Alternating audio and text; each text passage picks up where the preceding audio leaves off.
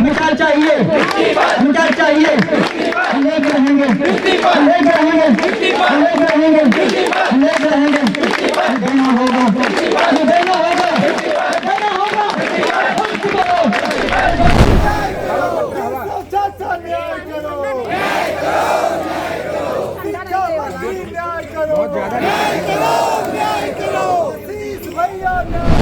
High court ने माना है, हाई कोर्ट ने माना है, डबल बेंच ने माना है, डबल बेंच ने माना है, योगी जी ने माना है।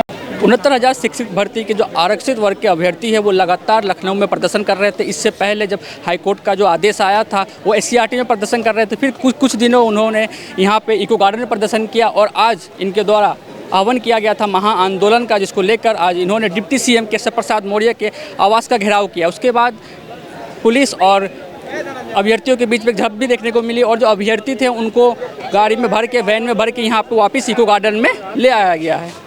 आप लोग आज वहाँ पे आवास पे प्रदर्शन कर रहे थे, उनका घेराव कर रहे थे, पुलिस आपको वहाँ से उठा के यहाँ पे ले आई, क्या कहा गया? सबसे पहले आपको चैनल को बहुत बहुत धन्यवाद। मैं धनंजय गुप्ता देवरिया से। एक्चुअली क्या है कि हम लोग का देखिए घेराव करना मजबूरी है। यही माननीय केशव प्रसाद मौर्य जी है, डबल बेंच हाई कोर्ट का जो हमारा आदेश आता है, बहुत मतलब एकदम ट्विटर हैंडल पर, पूरा न्यूज़ चैनल पर, राष्ट्रीय चैनल पर दिखाया जाए कि केशव जी है साथ में, हम कैसे मान लें। वही केशव प्रसाद मौर्य जी थे, बार बार कहते थे देखो तकलीफ मुझे यहाँ है, लेकिन हम पार्टी के अंदर रह कर के पार्टी के खिलाफ बात नहीं करें। आज पूरा देश दुनिया में उजागर हो चुका है कि 69,000 शिक्षक भर्ती में बहुत बड़े पैमाने पर आरक्षण घोटाला हुआ है, लेकिन इसके बावजूद भी सिर्फ उनके कह देने से हमको नियुक्ति तो नहीं मिल गई ना। ये सिर्फ जो है वोटों की बैंकों की राजनीति कर रहे हैं। ये चाह रहे हैं कि बस हमारे पिछड़े दलित जो है केवल गुमराह हो जाए। हम मानने वाले नहीं। जब तक हमारा जियो नहीं जारी होता हम लोग न यहाँ से हिलेंगे, न डुलेंगे, न यहाँ से जाने वाले हैं। यहाँ तक कि देखिए बताइए, बहुत हम लोग बहुत दुखी हैं। अभी केशव चाचा के यहाँ घेराव करने गए थे हमारे भाई इरशाद अहमद, उनका हार्ट अटैक पड़ गया। बताइए अब उनकी स्थिति भी कैसी है? अभी नॉर्मल नहीं है, अभी बहुत क्रिटिकल है। मैं आपको बता दूं, अब आप सिचुएशन को समझिए कि कितना स्ट्रेस चल रहा है पिछले 4 सालों को, और वो पहले नहीं है। कई लोग तो इस दुनिया को छोड़ चुके। ये चूँकि इस पहली बार इस आंदोलन में हुआ है, अब भी सरकार की आंखें नहीं खुल रही है, तो हम लोग भी एकदम थक चुके हैं, हार चुके हैं। हमारे जितने आते हैं ना, ये सब जितने भी आरक्षित वर्ग के, ये ज़्यादातर 99% बहुत गरीब मध्यम फैमिली से है। हम लोग इसी जब से हम लोग की लिस्ट आई थी, हम लोग जो भी हम प्राइवेट नौकरियां करते थे, जो भी काम करते थे या कोई भी प्रिपरेशन करते थे, ये सरकार ने हम लोग के साथ ऐसा मजाक की, शोषण तो किया ही किया, उसके साथ साथ जो है हमारा आने वाला फ्यूचर का रास्ता भी बंद कर दिया। क्योंकि अगर ये लिस्ट नहीं दिए होते तो हमारे भाई बहन जो है इतने पढ़े लिखे हैं, निकाला है, कहीं ना कहीं जो है हो गया होता। तो ये अभ्यर्थियों को चोट भी लगी है? हाँ बिल्कुल लगी है। अभी देखिए हमारा ही लगा था, वहाँ पर घसीटा गया था, और वहाँ पर पुलिस एक जात विशेष वर्ग के इतने बदतमीज हैं, और सब अपने नाम के नंबर प्लेट हटा करके, सवर्ण जाति से सब हटा करके जो है गाली दे रहे हैं, जाति सूचक गालियाँ दे रहे हैं, मार रहे हैं, पीट रहे हैं। ये बताइए, हमारा एक तो आरक्षण और हक और संविधान छीन रहे हो, और हम अपने अधिकार जिसको जो है माननीय हाईकोर्ट ने दिया है उसके मांगने पर जो है हमारे ऊपर लाठियां बरसाते हो। ये क्या न्याय है? पहले दिन से आप लोग जो डर दिखा रहे थे वही हुआ, मामला सुप्रीम कोर्ट पहुंच गया। सर हम लोग बहुत, जिस दिन से हम लोग का आर्डर आया, जजमेंट आया, उसी दिन से हम लोग चिल्ला के कह रहे हैं कि ये अधिकारी के साजिश के तहत हम लोग को सुप्रीम कोर्ट में ले जाएगा। लेकिन अधिकारियों सुने तब तो, माननीय मुख्यमंत्री जी सुने, इन्हों तो सिर्फ पिछड़े और दलितों का साथ से जो है मजाक करना। ये मजाक का महाआंदोलन हो गया, आगे अब क्या? महाआंदोलन ऐसे डेली चलते रहेंगे। अब ये घेराव जो है दिन रात चलते रहेंगे, जैसे हम लोगों ने पहले भी किया है, अपने चैन से जब हम सोएंगे नहीं तो इनको सोने भी दे देंगे, चाहे शासन हो चाहे प्रशासन हो और चाहे जो भी हो, जितने पदाधिकारी हो, मैं सोने नहीं दूंगा हम लोग को। डिप्टी सीएम का तो घेराव कर लिया, अब आगे किसका घेराव? सबका करेंगे लाइन बाई लाइन से, एक एक लोग का करेंगे हम लोग। हम आज आप लोग वहाँ पे घेराव कर रहे थे, आप लोग को फिर जबरन यहाँ उठा कर लाए? बिल्कुल, हम लोगों को जबरन लाया गया। हमारी कोई भी मांग मानी नहीं जा रही है। खाली ट्विटर हैंडल से या समाचार पत्रों में ये चलाया जाता है कि हम सबके साथ न्याय करेंगे, किसी के साथ न्याय नहीं करेंगे। लेकिन आज हम लोगों ने देखा, माननीय उप मुख्यमंत्री के यहाँ जब हम लोग गए अपनी मांग को लेने, मांगने जो है उनसे कहने, तो वहाँ पे हम लोगों के साथ बर्बरता की गई। पुलिस प्रशासन के द्वारा सारे के सारे पुलिस प्रशासन अपने नेम प्लेट हटा के हम लोगों को पकड़ पकड़ के वहाँ से घसीट घसीट के बसों में भर भर के फेंक रहे थे। क्या इसी दिन की हमने पढ़ाई लिखाई की एक हम लोग को पुलिस द्वारा प्रताड़ित किया जाए? और अचानक गिरे हैं। यार अभ्यर्थी हम उनसे बात करते आगे आइए। अभी थोड़ा सीरियस हालत में है, डॉक्टर ने शायद मैं 100% कंफर्म तो नहीं हूँ, लेकिन उनको ऑपरेशन की सलाह दे दिया। आप लोग घेराव करने गए थे, डिप्टी सीएम से बात हुई आप? जी बिल्कुल, हम लोगों की बात हुई थी। क्या कुछ कहा गया? माननीय डिप्टी सीएम साहब ने वही आश्वासन दिया जो डिप्टी सीएम पिछले 4 साल से आश्वासन दे रहे हैं कि आप लोग संघर्ष कीजिए, हम आप लोगों के साथ हैं, आप लोगों को न्याय मिलेगा। लेकिन दुर्भाग्य की बात यह है कि पिछले 4 साल से जब एनसीबीएससी की रिपोर्ट आई थी 29 अप्रैल 2021 को, उसके बावजूद भी सरकार का यही बयान था, हम आप लोगों के साथ खड़े हैं, आप लोगों को न्याय देने जा रहे हैं, आप लोग थोड़ा इंतजार कीजिए। उसके बाद खुद उत्तर प्रदेश के माननीय मुख्यमंत्री ने 23 दिसंबर 2021 को घोटाला स्वीकार किया। तत्कालीन शिक्षा मंत्री सतीश द्विवेदी जी ने घोटाला स्वीकार किया। उसके बाद जब सिंगल बेंच का ऑर्डर आया 13 मार्च 2023 को, तब भी सरकार को आदेशित किया गया था कि सरकार जो है पीड़ित छात्रों को शीघ्र न्याय दे। लेकिन उसके बाद फिर एक बार पुनः डबल बेंच का ऑर्डर आया 13 अगस्त 2024 को, जिसमें डबल बेंच के माध्यम से उत्तर प्रदेश सरकार द्वारा जितनी भी लिस्ट तैयार की गई उन्नत शिक्षक भर्ती के अंतर्गत, चाहे 67,867 हो, 66, 96 हो, चाहे 6800 की हो, तीनों लिस्टों को क्वेश करते हुए उत्तर प्रदेश सरकार को आदेश दिया गया उत्तर प्रदेश सरकार 3 महीने के अंदर इस लिस्ट को जारी करे। दुर्भाग्य की बात एक और है, 18 अगस्त को उत्तर प्रदेश के माननीय मुख्यमंत्री ने इस प्रकरण पर मीटिंग ली थी। मीटिंग करने के बाद बेसिक शिक्षा विभाग के अधिकारियों को निर्देशित किया था कि इस प्रक्रिया पर तेजी से कार्य किया जाए। लेकिन आज तक 20 दिन बीत जाने के बावजूद भी इस प्रक्रिया पर कोई कार्य नहीं किया जा रहा है। ये सरकार में बैठे वो घोटालेबाज अधिकारी जिन्होंने घोटाला किया, वो अधिकारी इस भर्ती को पुनः फांसना चाहते हैं। जो सवर्ण समाज के छात्र हैं उन्हें वो अप्रत्यक्ष रूप से माननीय कोर्ट में, सुप्रीम कोर्ट में भेज करके इस भर्ती को फंसाना चाहते हैं। इससे स्पष्ट है कि उत्तर प्रदेश की सरकार की, खासकर बेसिक शिक्षा विभाग के घोटालेबाज अधिकारियों की मंशा स्पष्ट है कि वो इस भर्ती को पुनः फंसाना चाहते हैं, हम लोगों को न्याय नहीं देना चाहते हैं। आज हम लोग आदरणीय केशव प्रसाद मौर्य जी का आवास घेराव करने गए थे। हम लोग तब तक बराबर घेराव करेंगे जब तक हम लोगों को न्याय नहीं मिल जाएगा। जितने भी हमारे साथी हैं ये लोग निरंतर घेराव करेंगे और हम लोग तब तक घेराव करेंगे जब तक हम लोगों को न्याय नहीं मिल जाता। आज हमारा एक साथी इरशाद जो लाठीचार्ज के दौरान घायल हुआ और उसे हार्ट अटैक आया, वो भी वेल्सन सिटी हॉस्पिटल में एडमिट है, उसकी स्थिति नाजुक है। ये सरकार जितना अत्याचार हम लोगों पर कर रही है ये निंदनीय है, जितनी इसकी निंदा की उतनी कम है। लेकिन हम लोगों ने ठान रखा है कि हम लोग निरंतर घेराव करेंगे। आने वाले समय में उत्तर प्रदेश के माननीय मुख्यमंत्री का घेराव किया जाएगा, तब तक घेराव होगा जब तक हम लोगों को न्याय नहीं मिल जाता। तो सूची जारी नहीं हुई तब तक आप लोगों का घेराव ऐसे चलता रहेगा? बिल्कुल, जब तक मेन चीज़ सूची जारी हो जाए उसके बाद हम लोगों को विद्यालय भेजा जाए, क्योंकि ये उत्तर प्रदेश की सरकार एक घोटालेबाज षड्यंत्रकारी सरकार है। यहाँ तक उत्तर प्रदेश सरकार में बैठा एक मुख्यमंत्री झूठ बोलता है। इस मुख्यमंत्री ने सन 2021 में 23 दिसंबर 2021 में हम लोगों को ये वायदा दिया था कि हम आप लोगों को न्याय देने जा रहे हैं। फिर उत्तर प्रदेश का वही मुख्यमंत्री जो अपने आप को न्यायप्रिय बोलते हैं, वो मुख्यमंत्री हमसे आज तक दोबारा लौट के नहीं मिले। अगर उत्तर प्रदेश के माननीय मुख्यमंत्री रियल इस मैटर में हम लोग को न्याय देना चाहते हैं तो ये मानता हूँ सबसे पहले जो घोटालेबाज अधिकारी हैं उनके ऊपर कार्रवाई की जाए, उन्हें बर्खास्त करते हुए उन्हें जेल भेजा जाए, उनकी जगह नए अधिकारियों की नियुक्ति की जाए जो एक पारदर्शी तरीके से लिस्ट को जारी कर सकें और ओबीसी समाज अधिकारियों पे कार्रवाई बिल्कुल 100% होना चाहिए। आप बताइए, जिन अधिकारियों ने घोटाला किया, अगर आप उन्हीं अधिकारियों से दोबारा लिस्ट बनवाएंगे जिन अधिकारियों ने घोटाला किया, पैसे ले लोगों को नियुक्ति दी, अगर वही अधिकारी लिस्ट को दोबारा बनाएंगे तो इसी को कौन स्वीकार करेगा? वो अधिकारी इस बार पारदर्शी तरीके से पूरी लिस्ट को बनाएंगे। और भी कई अभ्यर्थी हम उनसे बात करेंगे। आज आप लोग प्रदर्शन कर रहे थे, इस दौरान कई अभ्यर्थियों को चोट भी लगी है? जी, हमारे काफ़ी साथियों के साथ बर्बरता हुई। देखिए, जबकि लगातार 4 साल से संघर्ष के बाद आज माननीय न्यायालय से हमारे पक्ष में फैसला आया है। लेकिन कहा जाता है वर्तमान सरकार जो है एक तानाशाही सरकार है जो लगातार पिछड़े दलितों पर अत्याचार कर रही है। आज कोर्ट से न्याय मिलने के बाद भी हम लोगों को न्याय नहीं दिया जा रहा है। उसी न्याय के लिए या अपनी नियुक्ति के लिए, अपना भविष्य बचाने के लिए हम लोग माननीय केशव प्रसाद मौर्य जो वर्तमान डिप्टी सीएम है उनके आवास पर गए थे। लेकिन वहाँ पर भारी संख्या में पुलिस बल मौजूद था जिसने हमारे सभी साथियों से बर्बरता की, घसीटा मारा पीटा गया। इसी बीच हमारे कई साथियों को चोट आई। इसमें हमारे एक साथी को हार्ट अटैक की समस्या हुई, जिसको वहाँ से सिविल अस्पताल ले जाया गया। सिविल अस्पताल से उसको KGMU रेफर कर दिया गया है। वहाँ पर पता चला ये ऑपरेशन बताया गया डॉक्टरों के द्वारा।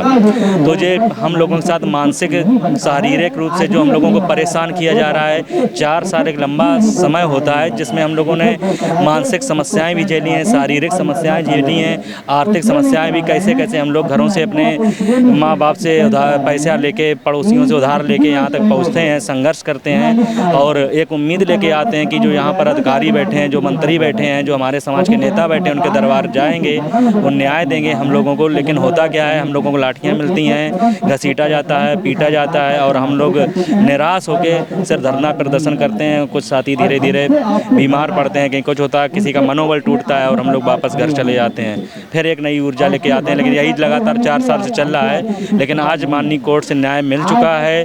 तो इस सरकार को जो कह रही थी, मैं इस माननीय कोर्ट के न्याय के आदेश का सम्मान करती हूँ और न्याय देने की बात जो कह रहे हैं वो बात ना कहें, उस चीज़ को अमल करें। और आश्वासन से नहीं चलेगा, आश्वासन से काम नहीं चलेगा, क्योंकि लगातार 4 साल से आश्वासन मिल रहा है। और सबसे बड़ी बात यह है कि आप अपने चैथे यानी कि जनरल बल के जो बच्चे हैं जिनको अवैध रूप से चयन किया गया, वो उनको 4 घंटे में आप न्याय दे देते हैं और हमारे न्याय के लिए 4 साल भी आपको कम पड़ रहे हैं। अभी भी आप समय पे समय मांग रहे हैं, ऐसा क्यों? ये आपकी दोहरी मानसिकता है। कहते तो आप सबका साथ सबका विकास है, लेकिन कहाँ सबका साथ और सबका विकास हो रहा? आप सिर्फ और सिर्फ पिछड़े दलितों का गला घोटने का काम कर रहे हैं। अगर वास्तव में आप न्यायप्रिय हैं, पिछड़े दलितों का न्याय करना चाहते हैं, तो हम लोगों को जल्द से जल्द नियुक्ति दे दीजिए, वरना उपचुनाव में जो 10 सीटों पर आप चुनाव करने वाले हैं, एक भी सीट नहीं निकलेगी और लोकसभा चुनाव में इसका आप परिणाम देख ही चुके हैं, क्या हासिल हुआ है। वोट का चोट देंगे आप? बिल्कुल वोट का चोट देंगे और 2027 में सुपड़ा साफ होगा अगर इस तरह की बर्बरता हमारे साथ लगातार होती रही। हाँ, हमारे इरशाद भाई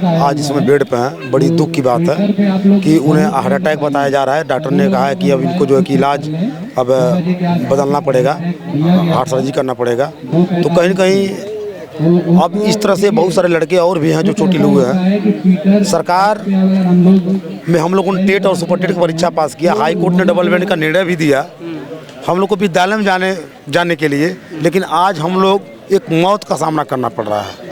आने वाले टाइम में बहुत सारे लोग इस समय इतना प्रेशर में हैं, टेंशनाइज में हैं। टेंशन की वजह से हज़ारों छात्रों को हार्ट अटैक आने का चांस है। इसलिए इसकी जिम्मेदारी पूरी की पूरी प्रशासन और सरकार पर जाएगी। हम चाहते हैं कि हमारी जो सरकार, जो DB से जो आदेश आया है, डबल बेंच से जो 2 जजों का जो न्याय आया है, उसे अविलंब उसको पूरा किया जाए और 5 सितंबर तक, ताकि हम विद्यालय में जाकर के बच्चों के साथ शिक्षक दिवस के रूप में बच्चों के साथ शिक्षक मना सकें। क्योंकि 4 साल से हम लोग रोडों पर केवल मार खाए हैं, लाठियां खाए हैं और यातनाएं झेले हैं। कई बहनों के, कई भाइयों के कपड़े फाड़े गए, बहुत बेइज्जती हुई हम लोग की। आज भी हम लोग समाज में घर पर जाते हैं, सवाल यही उठता है कि तुम्हारी सरकार तो अब तो हो जाना चाहिए। तमाम जगह से फ़ोन आता है कब तो हो जाना चाहिए, अब तो जाकर नौकरी ले लो। लेकिन आज हम लोग उसी जगह पर खड़े हैं। इसका खड़े होने का सिर्फ और सिर्फ अगर हक है किसी का, तो ये मात्र बड़े बड़े अधिकारियों को हिला हवाली की वजह से हम लोग आज खड़े हैं। अगर आज अधिकारी अगर चालना है तो हमको शाम तक ले सूची जारी हो जाएगी, हम लोग को जिला आवंटन जारी हो जाएगी। और रही बात अवैध, हम लोग तो नहीं ना, अवैधों के लिए आप नवा नियम बनाइए। लेकिन हमारी जो 6800 का या जो 69,000 में जो घोटाला हुआ है, उसकी सूची आप तुरंत पब्लिश कर दें। यहाँ पर बहुत सारे महिलाएं, बहुत सारे बहनें, बहुत सारे भाइयों का तबीयत बहुत बिगड़ता हुआ नजर आ रहा है और इसका जिम्मेदार और सिर्फ प्रशासन और सरकार होगी।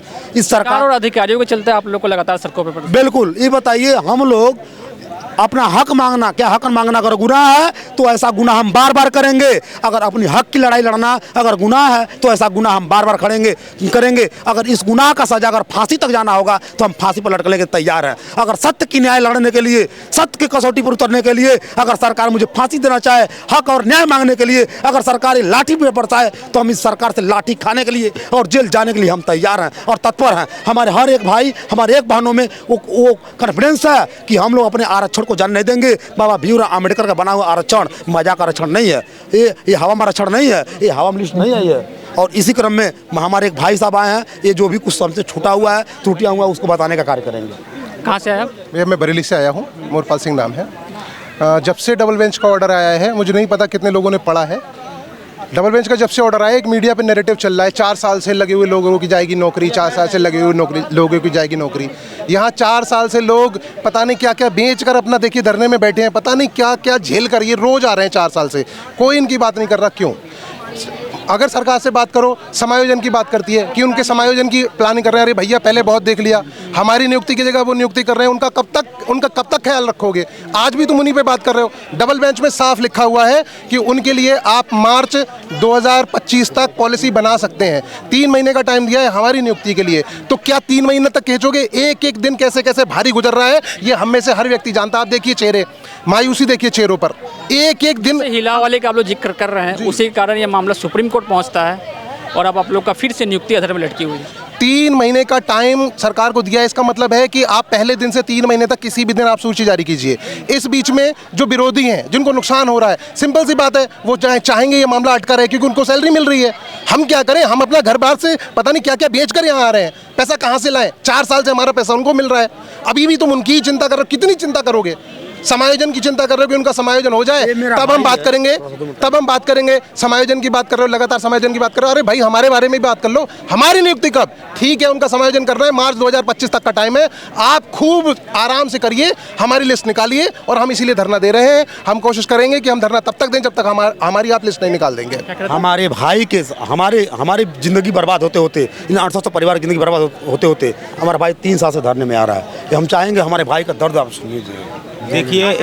देखिए जो मैं गोरखपुर से हूँ और मुख्यमंत्री के गृह जनपद से हूँ, जहाँ से वो सांसद रहा करते थे और सुबह के मुख्यमंत्री भी है। मैं उनसे यही अनुरोध करना चाहता हूँ जल्द से जल्द नियुक्ति दें, क्योंकि इतना बुरा हालात हो गया है। उतना बुरा हालात से लड़कर जो भी अभ्यर्थी हैं, चयनित हैं, सब आ रहे हैं धरना देने के लिए। और ये भी मैं बताना चाहता हूँ, अभी तक इतना बड़ा आरक्षण घोटाला हुआ, इतने 6800 अभ्यर्थियों के ज़िंदगी के साथ इतना बड़ा नुकसान हुआ, और अभी तक एक भी अधिकारी जो है अभी सामने नहीं आया है। अधिकारी को सामने आना चाहिए, आरक्षण घोटाला किया किसने? इतना बड़ा आरक्षण घोटाला को अभी तक कोई सुना नहीं सर। और इसको सामने लाने के लिए जांच भी करना चाहिए। पहले इनको विद्यालय में चौंपाइए, और जो लोग आरक्षण का घोटाला किए हैं उनको जल्द से जल्द उसको जेल के अंदर करना चाहिए।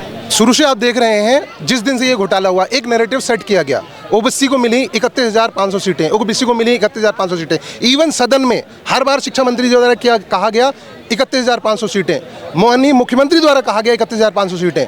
मैं ये पूछना चाहता हूं कि अधिकारी वर्ग वहां बैठा है, उसको नहीं पता आरक्षण कैसे लगाया जाता है? क्या कोई भी गिनती आरक्षण को सेटिस्फाई कर देगी? ये अधिकारी नहीं जानते क्या? माननीय मुख्यमंत्री नहीं जानते? और नहीं जानते तो संवैधानिक पत्र क्यों बैठे हैं? इस्तीफा दीजिए। 31,500 सीटें, आप 18,500 के ऊपर 12,000 समथिंग सीटें बनती हैं, जो कि 34,500 में हमें 12,000 सीटें मिली हैं, उसमें हम 34,500 सीटों के हकदार हैं। क्या आप ये चाहते हैं कि किसी भी भर्ती में जहां हम 34,500 जनरल में जो है फाइट कर सकते हैं, 18,630 हम ओबीसी में फाइट कर सकते हैं, हम केवल 31,500 पे रुक जाएं? क्यों नहीं हम 53,130 ले सकते? क्या ओबीसी में इतनी सामर्थ्य नहीं है? आपको समझ नहीं आता, आपके अधिकारी समझ में नहीं आता कि ये 53,130 के अधिकारी हैं? तो समझना पड़ेगा। ये 31,500 का नैरेटिव खत्म करिए।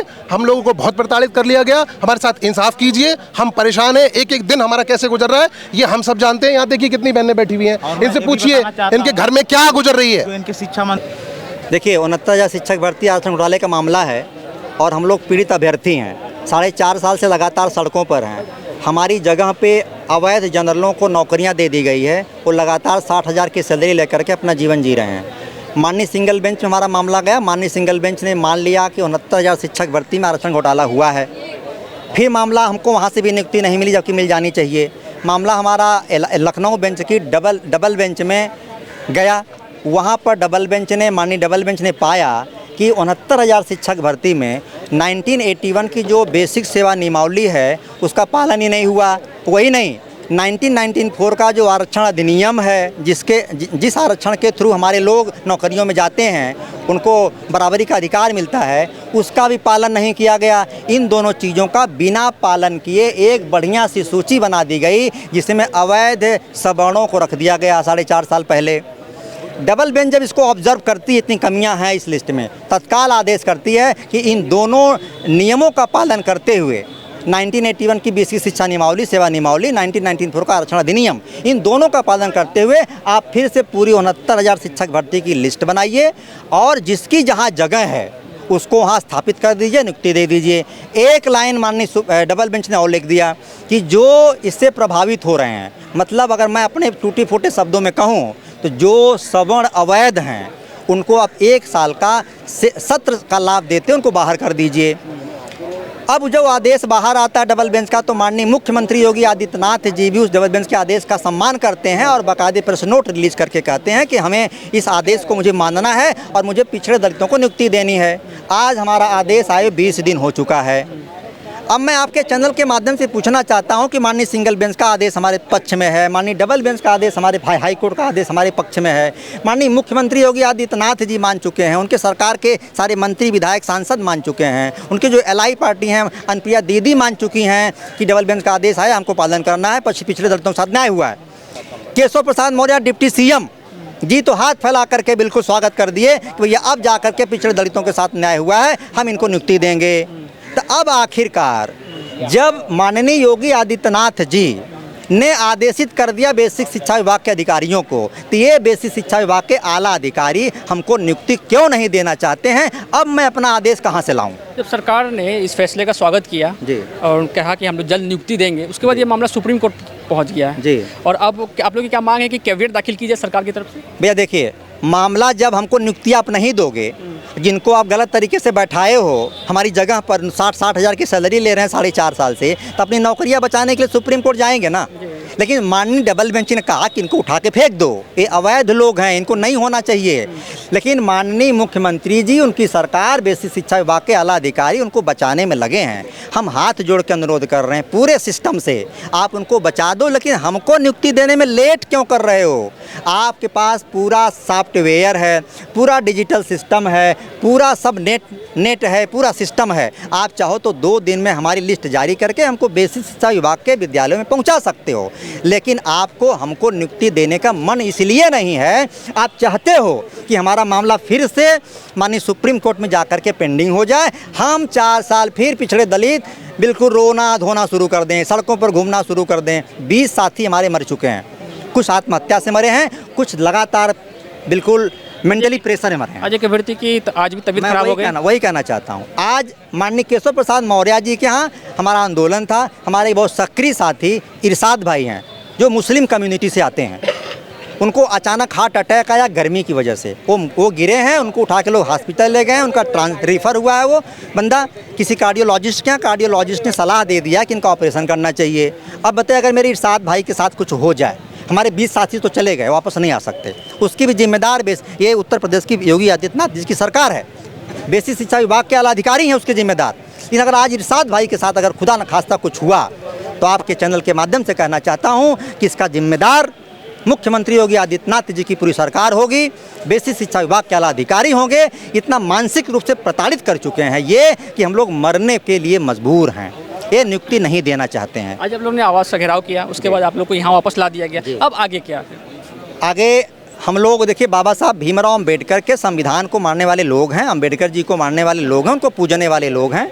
हमारे पास जो संवैधानिक रास्ता है इस लोकतांत्रिक देश में, हमारे पास एक आंदोलन का, जब सरकारें या कोई अधिकारी नियम कानून से, नियम कायदा से बात नहीं सुनता है, तो लोगों को अधिकार है, संविधान से मिला हुआ है कि आंदोलन सड़कों पर उतर करके अपनी बात मुखरता से कहें। तो हम लोग कह रहे हैं।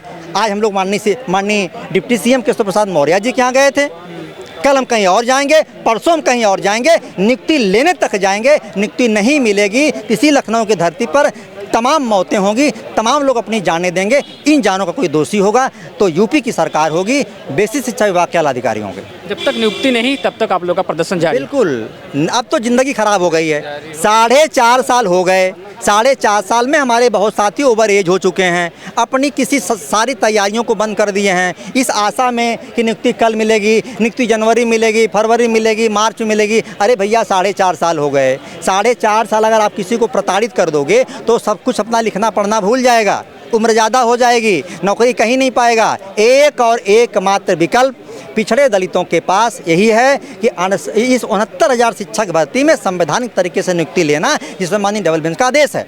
अगर नहीं मिला, यहीं डटे रहेंगे, यहीं मरेंगे, यहीं जिएंगे।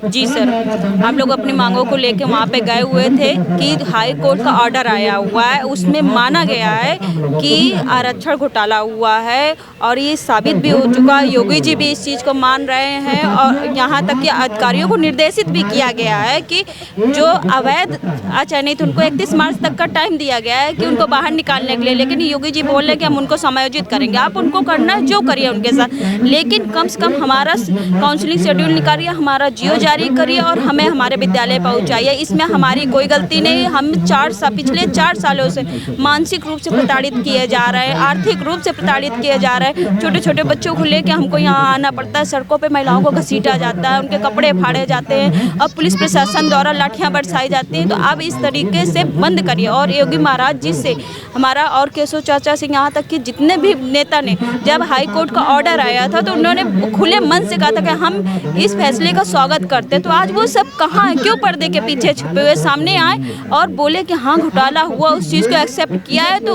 हम लोगों को हमारे विद्यालय पहुँचाया जाए।